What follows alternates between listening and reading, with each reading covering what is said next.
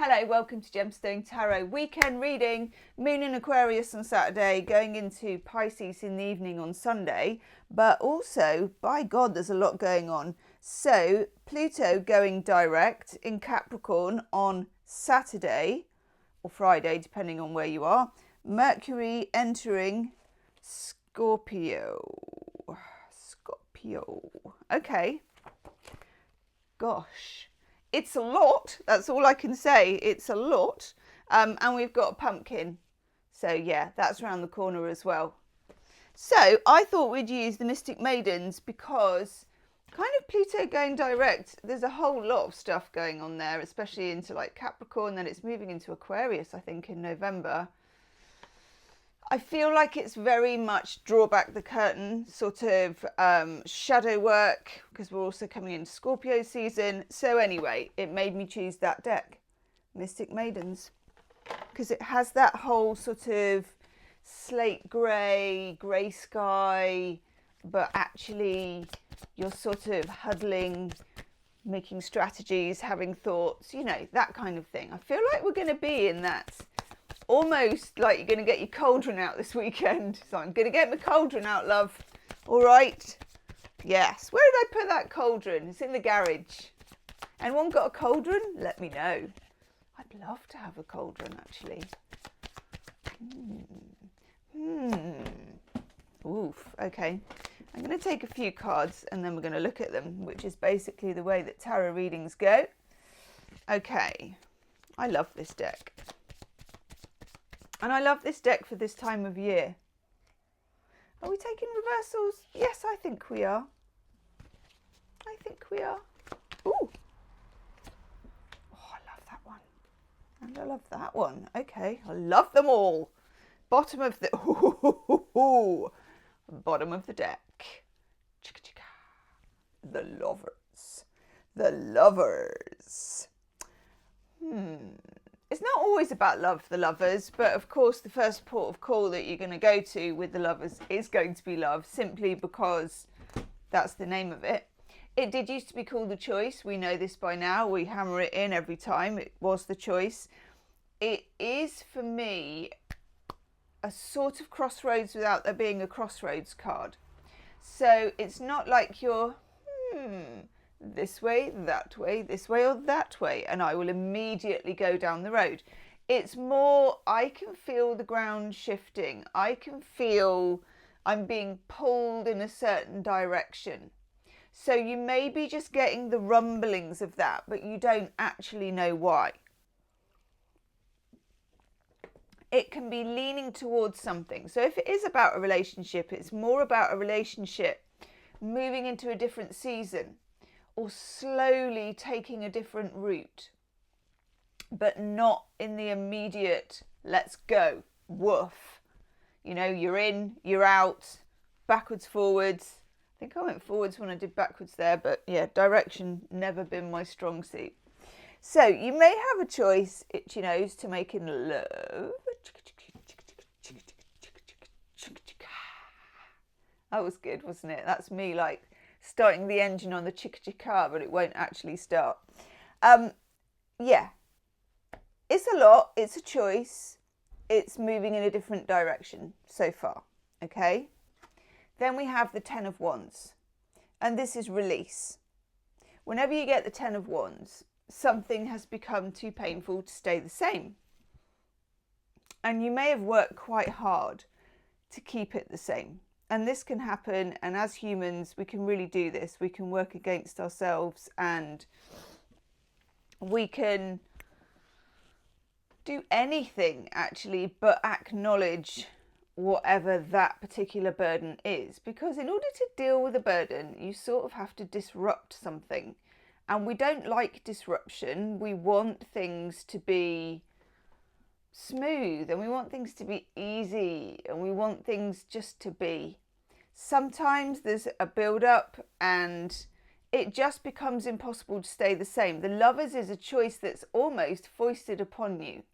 So it's better if you volunteer to be open to information and open to making changes, and as if you're open to the fact that most things in life are seasonal and everything is seasonal, actually, when it comes down to it. And this is my talisman now, the card with all the different festivals and seasons on it. Love this card. Lizzie Spikes. There you go. I'm giving her a shout out again. It's like that. It's a wheel. It's seasonal. Your situation is seasonal. The next card we get is the Nine of Pentacles. And the Nine of Pentacles is Venus in Virgo. It's very much a sense of wanting to, not even wanting to, having to really call on your own resources. Where previously you may have tapped into the resource of somebody else in terms of support, in terms of advice. Now it's about you making things bloom. You are the chief gardener of your garden. Okay. Then we have the only upside down card. Five of Pentacles in the reverse. I love this card when it's in the reverse. I actually love this card when it's in the upright, even though it's a bit of a miserable card, to be fair. I mean, yeah, not looking too happy.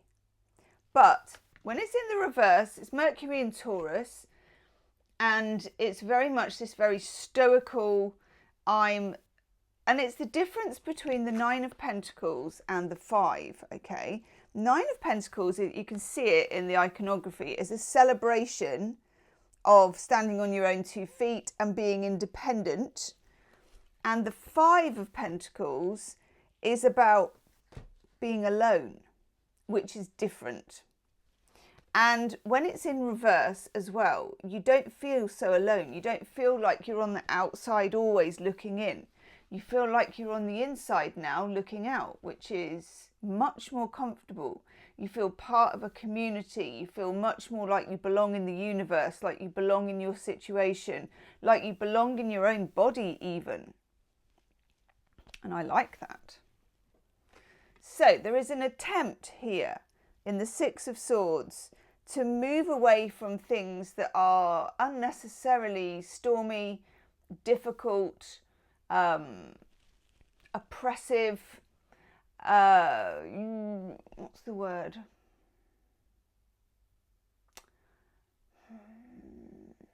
It's not kind of immediate, it's a bit insidious. It's like, if I'm getting channeled now, as if someone had covered you in web and you're just having to always fight through this web to get to where you need to be. And the universe is saying, do you know what? You don't want to be getting up every day and doing that. You want to be like smooth sailing. So what can we do to get you there? What disruption can we cause? Okay. And then we have 2 eights, which are very, very, very different eights. We have the Eight of Swords, which is a card that talks about your limiting beliefs. And these are hard to find. And I would also say, and I don't know why, maybe it's because of the red behind it, that shame might be playing a part in this somewhere. And moving through shame is no easy thing because it's very restrictive. The reason normally that shame is employed by people who, because usually shame comes from someone in more power than you, very often a parent or someone in authority, a teacher. The reason that shame is used is because it's very good for controlling people, obviously. It's good for controlling the masses. It's also good for controlling the individual.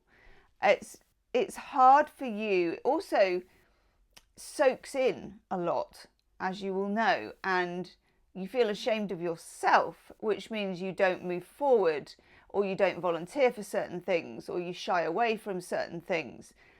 I would say, and if we look at these cards, and let's hope the table is aligned, the camera's being weird. If we look at that, that is shame, okay? It's like all encompassing, all encircling. And then the Eight of Swords. This is movement, momentum, something actually finally happening. You get, and this has been coming up for a few days, you get to express yourself, you get to you get to produce something that takes that out of you and puts it into the world. So it could be writing, painting, screaming, crying, laughing, making something. Doesn't matter how you get there, okay? It's getting it out of you and kind of making it dissipate into the universe. And that is also about conversations. So you might find that conversations come in that can help you with it. Whew! Goodness. Okay, that's an interesting weekend.